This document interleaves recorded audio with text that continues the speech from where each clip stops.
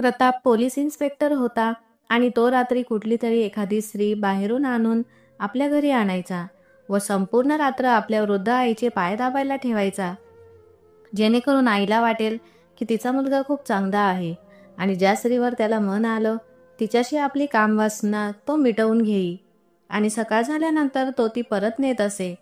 प्रतापची आई म्हणे, तू लग्न कर, हे सगळं करणं चुकीचं आहे. एके दिवशी त्याने एका स्त्रीला घरी आणलं आणि म्हणाला, माझ्या आईचे पाय दाब, आणि स्वतः झोपला आणि मध्यरात्री कामवासना भागवण्यासाठी उठल्यावर त्याच्या पायाखालून जमीनच निघून गेली. कारण ती स्त्री कैदी होती, पण तिने तुरुंगात बसलेल्या अनेक स्त्रियांसह हात उचलला. प्रताप म्हणाला, जा, तिला घेऊन या. एकतर त्या स्त्रियांनी नाकात दम केला आहे. काहीच वेळात लेडी कॉन्स्टेबल सोबत एक मुलगी प्रतापच्या केबिनमध्ये आली. ती अंदाजे 20-22 वर्षांची होती. तिच्या डोळ्यात राग होता. ती जोरदार राग आणि द्वेषाने प्रतापकडे बघत होती. प्रतापने लेडी कॉन्स्टेबलला बाहेर जाण्याचा इशारा केला आणि म्हणाला की माझ्या केबिनचा दरवाजा बंद कर. ती दरवाजा बंद करून निघून गेली. प्रताप उठून उभा राहिला, हातात काठी धरली आणि म्हणाला, तू सगळ्यांना का त्रास देत आहेस? एकतर तूच हत्येच्या गुन्ह्यात आली आहेस. काही आठवड्यात तुला फाशीची शिक्षा सुनावली जाईल. यावेळेत देवाचे भजन कीर्तन कर, पण तू तर कोठडीत बसलेल्या बाकी स्त्रियांना नाकात दम केले आहेस. तुझ्यासोबत अखेर काय समस्या आहे? ती मुलगी काही उत्तर द्यायची नाही. प्रताप म्हणाला, मी तुझ्याशी बोलतोय. असं समजू नको की मी रिमांड फक्त पुरुषांवरच होते. आम्ही स्त्रियांनाही रिमांड देतो. प्रताप धमकावण्याचा प्रयत्न करत होता, पण त्या मुलीच्या डोळ्यात भीतीचे काहीही चिन्ह नव्हते. ती खूप निडर होती. ती म्हणाली, मी तुला सांगते, मी मरणार आहे. हो, मी मारणार, जीव घेऊन टाकेन. सगळ्यांना मी ठार करेन. मला मरणाची भीती नाही, पण माझ्या मरणापूर्वी जे हात लागेल ते मी ठार करीन. प्रताप तिला पाहून म्हणाला, पोलिसाचे 2 दंडे पडतील, मग तुझी सगळी अकड मिटेल. नंतर त्याने लेडी कॉन्स्टेबलला पुन्हा बोलावून सांगितले की तिला कोठडीत बंद करा. रात्री जेव्हा तो घरी यायचा तेव्हा तो तिला हातकड्या बांधून स्वतःसोबत घरी घेऊन आला. गाडी तो घराबाहेर उभी करून आला आणि ती मुलगीही त्याच्याबरोबर आणली. त्याची आई त्यावेळी हाय हाय करत होती. प्रताप म्हणाला, चल, स्वयंपाकघरात जा. तिथे काम आहे, जेवण बनव. आणि तो आपल्या आईजवळ बसला. थोडीही सुचवण केलीस तर तुझा जीव घेईन, असाही धाक दाखवला.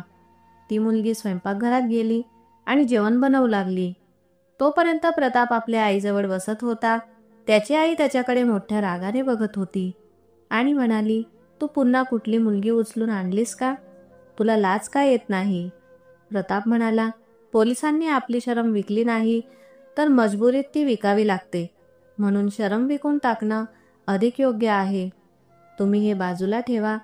हे सांगा की कामवालीने दुपारी जेवण दिलं होतं का? प्रतापची आई म्हणाली, हो, दिलं होतं.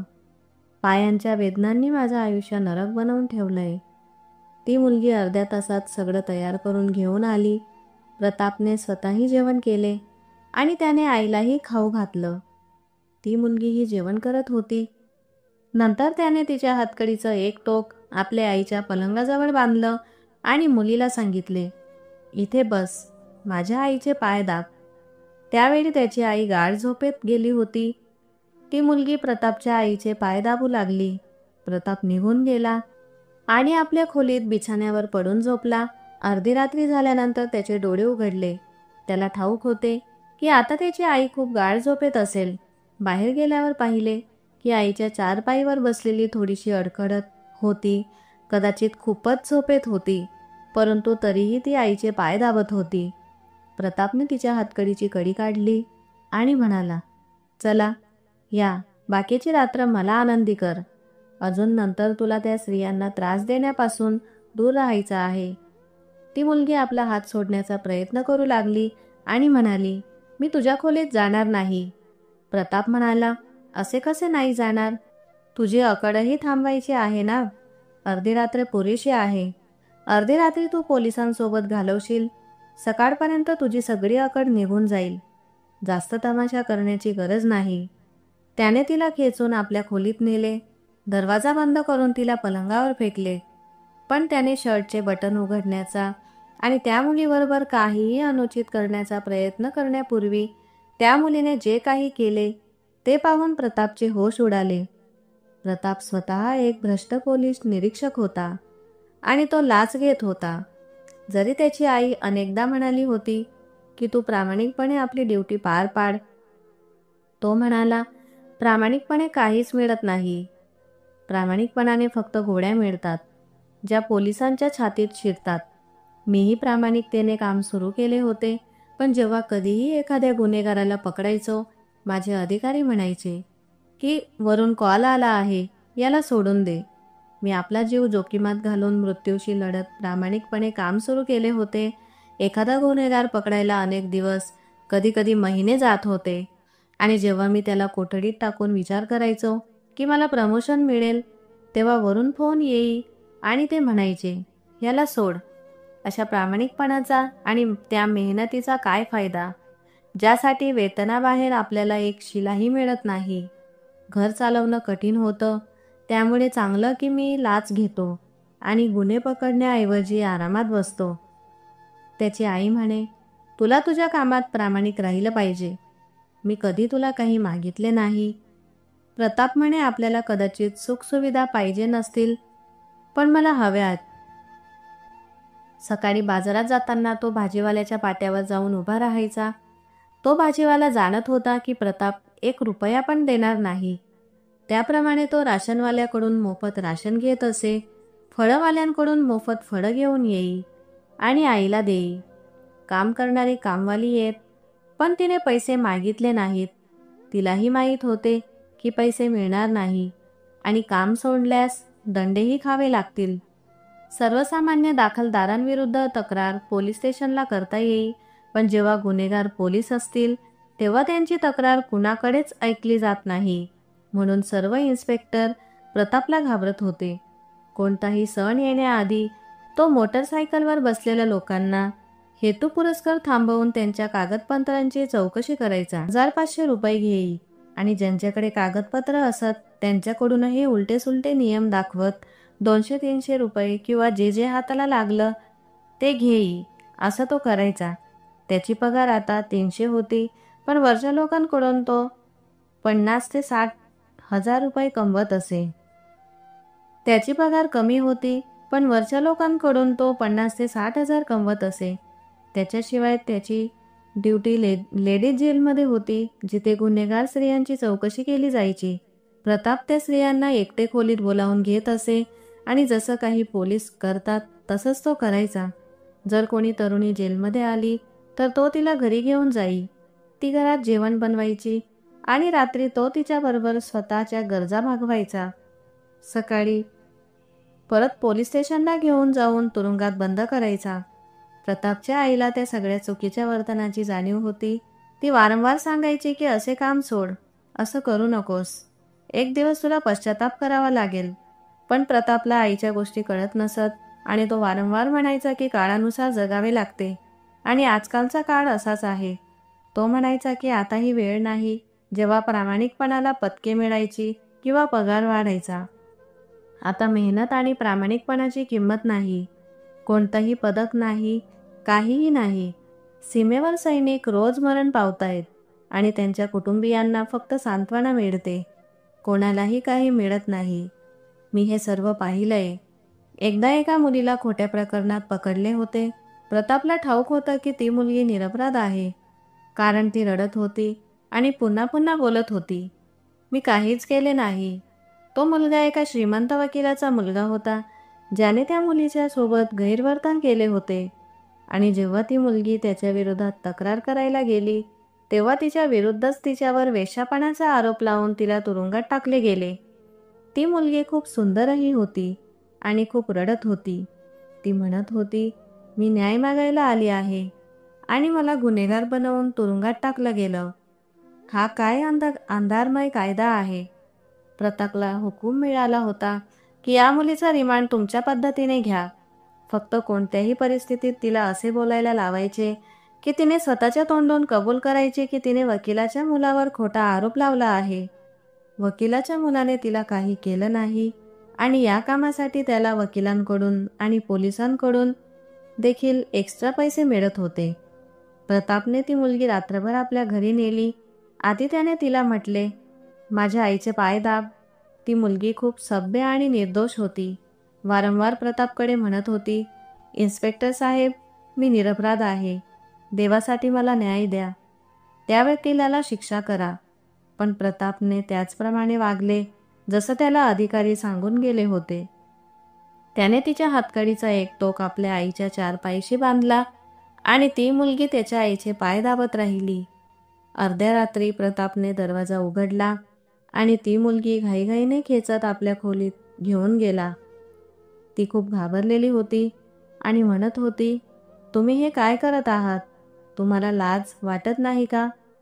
पोलिसाचा पोशाख घालून लोकांना न्याय देण्याऐवजी तुम्ही त्यांच्यावर अत्याचार करीत आहात. ती सांगू लागली की त्या वकिलाच्या मुलाने तिच्यावर अत्याचार केले होते. त्याने विद्यापीठाच्या समोर तिची बेइज्जती केली होती. त्याने धमकी दिली होती की तिने प्राचार्यांना तक्रार केली तर तो बदला म्हणून तिच्याबरोबर आणखी काही करून टाकेल, जे ती सांगूही शकत नाही. ती पोलीस ठाण्यात तक्रार नोंदवायला गेली, पण पोलिसांनी स्पष्ट नकार दिला.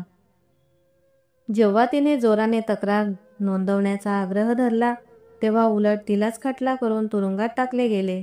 आणि आता तूच माझ्यावर अत्याचार करत आहेस, असे ती म्हणत होती. देवाच्या काठीला आवाज नसतो. देवासाठी असे अत्याचार करू नका की जेव्हा देवाची काठी तुमच्यावर पडेल तेव्हा तुमच्या हक्कांनी पूर्ण जग थरारेल. ती म्हणाली. प्रताप हसला आणि म्हणाला, देवाची काठी पडेल तेव्हा बघायला मिळेल. आतासाठी मी ते करणार जे माझ्या ऑफिसर लोकांनी सांगितलं आहे. त्या मुलीच्या किंकित आवाजाने संपूर्ण रात्र घुमली, पण प्रतापला दया आली नाही. अनेकदा त्याची आई दरवाजा ठोकून म्हणे, तू काय करत आहेस? एखाद्या मुलीबरोबर चूक का करत आहे? देवासाठी असे करू नकोस. जेव्हा ती मुलगी परत तुरुंगात टाकली गेली तेव्हा तिने आत्महत्येचा मार्ग सोडून आपल्या जीवाचा अंत केला. हे पाहून प्रतापचे धाडस सडसडले आणि अनेकांना हा धक्का बसला की त्या मुलीने स्वतःच आपले प्राण घेतले. काही दिवस प्रतापला फार दुःख आणि त्रास झाला. त्या मुलीचा चेहरा वारंवार डोळ्यासमोर येऊ लागला, पण हळूहळू हे सर्व त्याच्या मनातून निशब्द होऊ लागले. अनेक मुलींना तो घरी आणायचा. आधी त्यांना आईची सेवा करायला लावत असे आणि नंतर त्यांना आपल्या खोलीत घेऊन जात असे. त्याची आई वारंवार म्हणायची की तुला इतकी गरज असेल तर का लग्न करून घेत नाही? तर तो म्हणायचा की लग्न केल्यास ज्या चुका मी इतर मुलींविरोधात केल्या आहेत त्यांचा शाप माझ्या बायकोवर लागेल. जर तिच्यावर ते परिणाम झाले नाही आणि देवाने मला कन्या दिली तर कदाचित माझ्या पापांची शिक्षा तिला भोगावी लागू शकते. चांगले आहे, मी लग्न करणार नाही. माझ्या गरजा त्या गुन्हेगार स्त्रिया भागवतात. मला लग्न करण्याची गरज नाही. प्रतापला वाटायचे की त्याच्या केलेल्या पापांची शिक्षा फक्त त्याच्या पत्नी आणि मुलीला भोगावी लागेल. जर तो लग्न करणार नाही तर ज्याप्रमाणे त्याला हवं तसं तो करत राहील आणि त्याची जबाबदारी कोणी घेणार नाही. पण ही कदाचित त्याची चूक होती. यावेळी जी ती मुलगी होती तिला खोलीत घेताच जसा प्रतापने तिला पलंगावर फेकले, तिने आपल्या जवळून एक खूप तीक्ष्ण तापलेला चाकू काढला. हे पाहून प्रताप घाबरला. ही सुरी कुठून आली असे त्याला वाटले. ती म्हणाली, मी तुला जिवंत सोडणार नाही. चांगलेच झाले की तू मला घरी आणलंस. मी तुझ्याशी त्या वकिलाच्या मुलाने जे केलं त्याचाच तुला अनुभव करून देईल.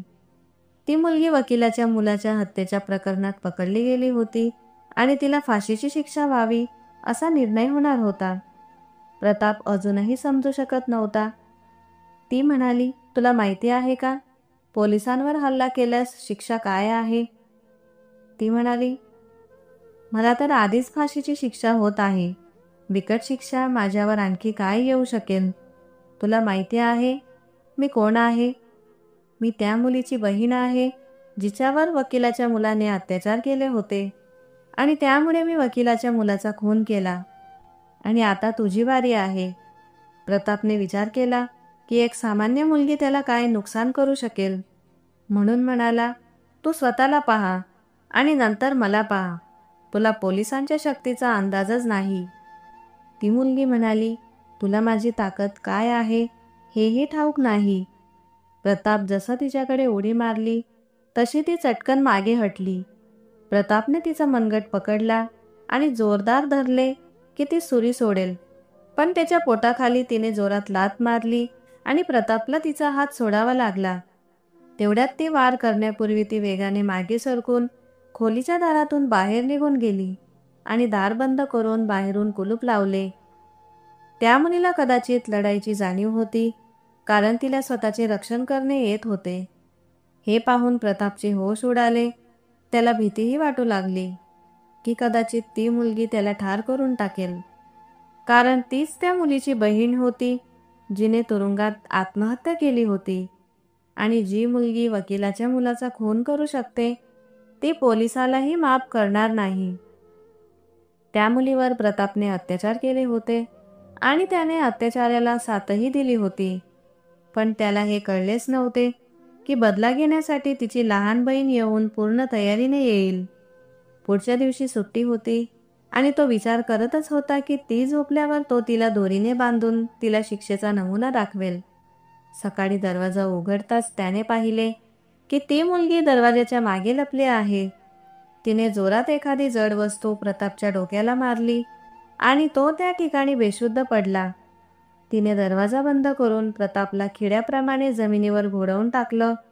कपाटातून त्याचे कपडे काढून फाडले आणि दोरीसारखी करून त्याचे हातपाय बांधले. इतक्या घट्ट बांधले की तो तोडूही शकणार नाही. आणि नंतर तिने त्याच्याबरोबर असं केलं की तो जिवंतही नव्हता आणि मेलेलाही नव्हता. त्याला गर्व असलेल्या मर्दानगीलाच तिने संपवून टाकलं आणि हे सगळं करून ती निघून गेली. निकिता मेडिकलची विद्यार्थिनी होती आणि तिची बहीण विश्वविद्यालयात बिझनेस करायची. जेव्हा वकिलाच्या मुलाने तिच्या बहिणीवर अत्याचार केले तेव्हा तिच्या कुटुंबियांनी तिला घोरपणे सांगितले की या प्रकरणात जाऊ नको, कारण तुला न्याय मिळणार नाही. तरीही ती न्यायासाठी पुढे गेली आणि त्याच बदल्यात तिला जे काही सहन करावे लागले ते अत्यंत दुःखद होते. तिच्या मुलीच्या मृत्यूची बातमी मिळताच तिचे आईवडील हृदयविकाराने मरण पावले आणि निकिता एकटीच उरली. तिचा एकमेव उद्देश होता तिच्या बहिणीचा बदला घेणे. म्हणून तिने प्रथम वकिलाच्या मुलाला प्रेमाच्या जाळ्यात अडकवले. निकिता अशी स्त्री नव्हती, पण तिने तो त्या पॅटर्नप्रमाणे डान्स क्लबपर्यंत जाऊन त्याला आकर्षित करायचा प्रयत्न केला. अर्धवट कपडे परिधान केले जेणेकरून तो तिच्या प्रेमात पडेल, आणि तसे घडलेही. वकिलाच्या मुलाला निकितासोबत वेळ घालवायचा होता, पण त्याला संधी मिळत नव्हती. अखेर एकदा निकिताने त्याला हॉटेलच्या खोलीत बोलावून एक प्लॅन केला. जसा तो तिला ओढू लागला तिने त्याच्या ग्लासात निद्रागुंत औषध घातले आणि तो बेहोश झाला. निकिताने त्याला पलंगाशी बांधून त्याच्यावर तेच आज्ञा धर्म केले आणि या सर्वांमुळे वकिलाचा मुलगा मारला गेला. प्रतापच्या घरातून निसटून निघून निकिता स्वतःच पोलिसांच्या ताब्यात गेले, कारण तिला सूड हवा होता तो तिने घेतला. वकील त्यावेळेस रडून पागल झाला होता, कारण त्याचा एकुलता एक मुलगा मेला होता.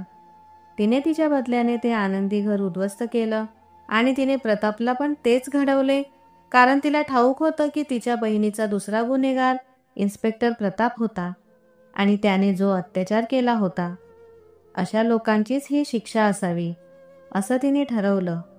तुमचे याबद्दल काय मत आहे कृपया कमेंटमध्ये निश्चित सांगा. मित्रांनो, आशा करते की माझी ही कथा तुम्हाला आवडली असेल, तर तिला लाईक करा आणि आपल्या मित्रांसोबत शेअर करा. अशाच नवीन आणि रोचक गोष्टींसाठी आमच्या चॅनलला सबस्क्राईब करा आणि हो, बेल आयकॉन दाबायला विसरू नका, जेणेकरून आमची कोणतीही गोष्ट तुम्ही मिस करू नका. आपण पुन्हा भेटूया एका नवीन कथेसह. धन्यवाद.